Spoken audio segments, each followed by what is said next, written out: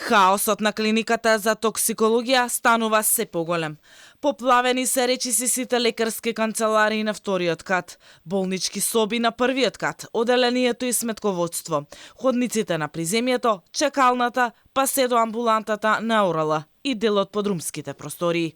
Според нашите информации од вработени на клиниката, нема штета на медицинската опрема и во просториите во кои се згрижуваат пациенти, но мокри се таваните и зидовите и тоа ќе мора да се санира.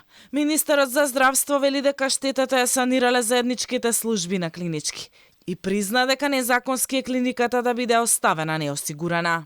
Не е законски и затоа менеджментот на институцијата треба да превземе одговорност. Ако е вистина ова што го кажувате, треба да се провери дали има договор или не. Менеджментот на институцијата е поставен од вас.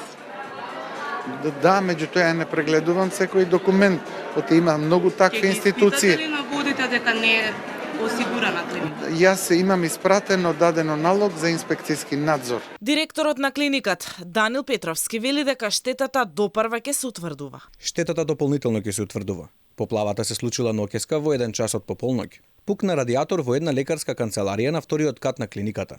Дежурната екипа веднаш ја повикала техничката служба за одржување на парно, но не успеале да го сопрат истекот на водата во следните 40 на минути.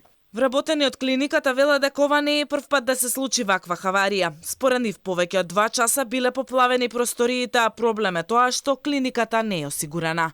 Алфа се обиде да стапи во контакт со организацијската директорка Бесија Илјази, преку нејзината секретарка, за да каже кој ќе ја покрие штетата. Но одговор не добивме. Токму на ваква хаварија предупреди и вработениот токсикологија. Тие алармираа дека клиниката не е осигурана, зашто директорката Илјази фаворизирала одредена компанија.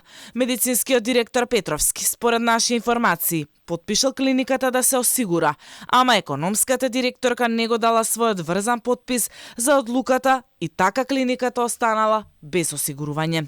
На токсикологија пукнаа повеќе скандали. Последно беше тоа што со пациенти работат лица без важечки договор и без соодветно образование, затоа што организацијската директорка форсира да се вработат 18 лица на позиции кои не се потребни на клиниката, а не дозволува вработување на 2 биолози и 1 болничар. За министерот Демири не е во реч што луѓе на кои ми стекле договорите 4 месеци оделена работа во предизборието, а не добиле плата.